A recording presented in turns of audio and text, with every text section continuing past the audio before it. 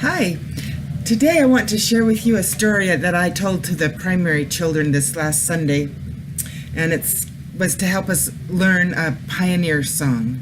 So here's the story.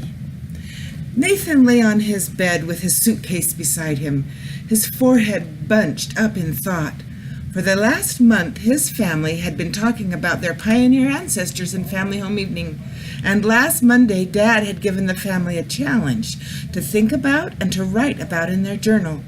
Nathan rolled over on his side, unzipped the suitcase, and pulled out his journal. He found the piece of paper Dad had given everyone. Here it was. How can you be a pioneer? Nathan had been thinking all week and hadn't come up with even one idea. Just then, Mom popped her head in the doorway. Her bright smile faded as she took in Nathan's frown and the suitcase on the bed. "Where are you going, buddy?" she asked as she sat on the edge of the bed. "Mom, I've been thinking about being a pioneer, and I'm going to go do it. Go be a pioneer," Nathan explained. "Oh, and you need a suitcase for that?" "Yes, well, maybe," Nathan said. "You know, we learned about our great-great-great-great Aunt Thisbe, who was in one of the handcart companies. She helped to pull the handcart across the prairie for her family, and she almost froze to death before they were rescued. I've never done anything like that."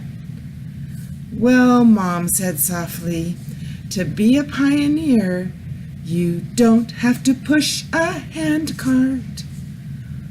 Well, what about Caroline and Aunt Lydia?" Nathan exclaimed. "They were only 10 and 6 years old when they left their family in England, sailed to the United States, and traveled to Zion all by themselves. They didn't see their family again for an entire year. I've never done anything like that." "Hey, big guy, to be a pioneer, you don't have to leave your family." Nathan was confused. But great-great-great-grandpa Jabez West was only 5 when he walked to Salt Lake. It was 1,000 miles. He even got run over by a wagon and crushed his leg. But he got better and was able to walk into the Salt Lake Valley. "I've never done anything like that." This time Mom smiled. "You don't have to walk 1,000 miles or more to be a pioneer." Nathan was baffled. "Then what do I have to do?" Mom thought for a minute before she replied. You do have to have great courage." Nathan said, "When do I have to have courage?" Mom thought, and then she said, "Remember the time your friends wanted to watch a movie with swear words in it, and you told them that you didn't want to? That took courage. It took a lot of courage to do something different than everyone else was doing. You were a pioneer." "Really?" Nathan was surprised. "Yes. And to be a pioneer," Mom continued, "you must have faith to conquer fear." "Do you remember a time when you had faith?" Mom said.